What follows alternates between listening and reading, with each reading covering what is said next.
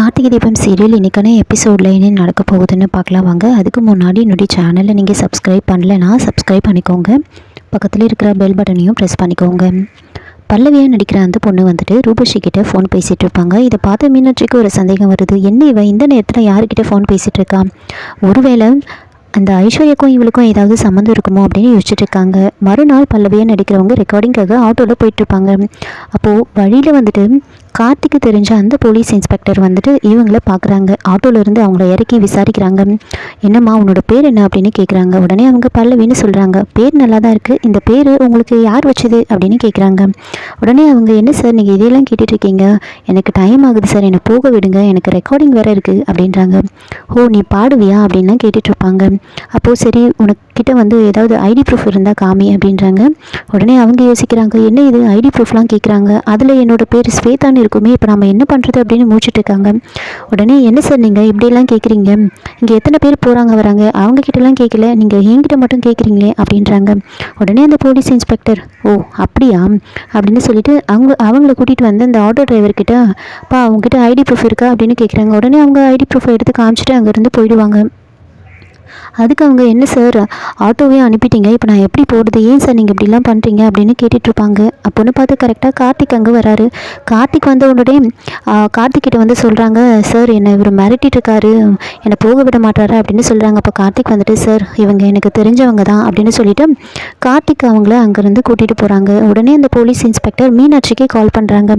மீனாட்சி உடனே என்ன சார் கண்டுபிடிச்சிட்டிங்களா, அவள் யார் என்னென்னு தெரிஞ்சுதா அப்படின்னு கேட்குறாங்க.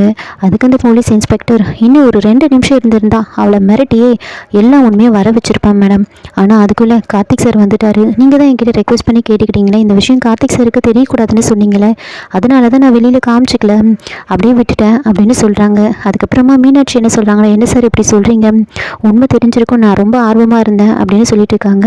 அதுக்கு அவங்க நீங்கள் ஒன்றும் கவலைப்படாதீங்க, இன்னைக்குள்ளே அவங்கள பற்றின மொத்த டீட்டெயில்ஸும் நான் அவங்ககிட்ட சொல்கிறேன் அப்படின்னு சொல்லிட்டு ஃபோனை வைக்கிறாங்க. மீனாட்சி ஒரு பக்கம் யோசிச்சுட்டு இருக்காங்க, என்ன இது, இதுக்கு பின்னாடி அந்த ஐஸ்வர்யா தான் இருக்கான்னு தெரிஞ்சா நம்ம ஏதாவது பண்ணியிருக்கலாம், அதுக்கப்புறமா கார்த்திக்காக தீபாவே பாடுவான்னு நினச்சோம், இப்படியெல்லாம் நடக்குதே அப்படின்னு யோசிச்சுட்டு இருக்காங்க. அதுக்கப்புறமா கார்த்திக் வருவாங்க அப்படின்னு சொல்லிட்டு ராஜா வந்து வெயிட் பண்ணிகிட்ருக்காரு. அப்போது ஸ்னேகாவும் அவங்க வந்து கேட்டுட்ருக்காங்க, என்ன இங்கே வெயிட் பண்ணிகிட்ருக்கீங்க அப்படின்றாங்க. கார்த்திக்காக தான் வெயிட் பண்ணிகிட்ருக்கேன் அப்படின்றாங்க. என்ன எப்போவும் வரது தானே கார்த்திக் சார், இன்றைக்கி என்ன ஸ்பெஷலாக இங்கே வெயிட் பண்ணிகிட்ருக்கீங்க அப்படின்றாங்க. அதுக்கு ராஜா வந்துட்டு இன்றைக்கி அந்த பல்லவி வரப்போகிறாங்க, அவங்கள வச்சு இன்றைக்கி ஃபஸ்ட்டு ரெக்கார்டிங்கில், அதனால தான் இங்கே வெயிட் பண்ணிகிட்ருக்கேன் அவங்கள பார்க்கணுன்னு அப்படின்னு சொல்லிட்டு இருக்காங்க. உனக்கு எந்த ஆர்வமும் இல்லையா அப்படின்றாங்க. அதுக்கு எனக்கும் ஆர்வமாக தான் இருக்குது அப்படின்னு சொல்லிட்டு மனசுலேயே நினைக்கிறாங்க. அவர் தான் இந்த ஃபீல்டுக்கு புதுசு, ஆனால் இவனுக்கு எல்லாமே தெரியும்ல, ஏதோ அவர் தான் தெரியாமல் சவால் விட்டுருக்காரு, அவர் எங்கேருந்து ஜெயிக்க போகிறாரு அப்படின்ற மாதிரி அவங்க ஒரு பக்கம் யோசிச்சுட்டு இருக்காங்க. அதுக்கப்புறமா பல்லவி கார்த்திக்னு 2 பேரும் வந்து காரில் வந்து இறங்குறாங்க. அப்போ கார்த்திக் வந்துட்டு அவங்ககிட்டலாம் வந்து இன்ட்ரடியூஸ் பண்ணி வைக்கிறாங்க. அதுக்கப்புறமா கார்த்திக் சரி நீங்கள் வெயிட் பண்ணுங்கள், எல்லாம் ரெடி பண்ணதுக்கப்புறமா நாங்கள் வந்து கூப்பிடுறோம் அப்படின்னு கார்த்திக் ராஜாவும் உள்ளே போயிடுவாங்க. பின்னாடி தீபா வராங்க. தீபா வந்துட்டு பல்லவியை நடிக்கிறவங்க கிட்ட பேசுகிறாங்க, என்ன ஒழுங்காக பாடிடுவல்ல, பயப்படாமல் பாடு அப்படின்னு சொல்லிட்டு அவங்க நேராக அவங்க சீட்டில் போய் உட்காந்துருவாங்க. ஸ்னேகா ஒரு பக்கம் யோசிக்கிறாங்க, என்ன இவ ரொம்ப தெரிஞ்ச மாதிரி வந்து அவங்க கிட்ட பேசிட்டு இருக்காரு அப்படின்னு யோசிச்சுட்டு இருக்காங்க. அதுக்கப்புறமா கார்த்திக்கும் ராஜாவும் சரி ரெக்கார்டிங் ஸ்டார்ட் பண்ணிடலாமா அப்படின்னு பல்லவியாக நடிக்கிறவங்களை வந்து கூப்பிடுறாங்க. அதுக்கு அவங்க எப்படி எஸ்கேப் ஆகுதுன்னு யோசிச்சுட்டு இருப்பாங்க. அப்போ கார்த்திகிட்ட வந்து சார் நான் ஃபஸ்ட்டு ரெக்கார்டிங் இது, அதனால் நான் கோவிலில் அர்ச்சனை பண்ணுறேன்னு வேண்டிக்கிட்டு இருந்தேன், அதை நான் போய் பண்ணிவிட்டு வந்துடுறேன் சார் அப்படின்றாங்க. அப்போது ஸ்னேகா வந்துட்டு சார் நான் வேணா கூட்டிகிட்டு போட்டுமா அவங்கள, பக்கத்தில் ஒரு கோவில் இருக்குது அப்படின்றாங்க. அதுக்கு கார்த்திக் வந்துட்டு இல்லை நீங்கள் வேண்டாம் தீபா நீங்கள் போங்க அப்படின்னு தீபாவை அவங்க கூட அனுப்பி வைக்கிறாங்க.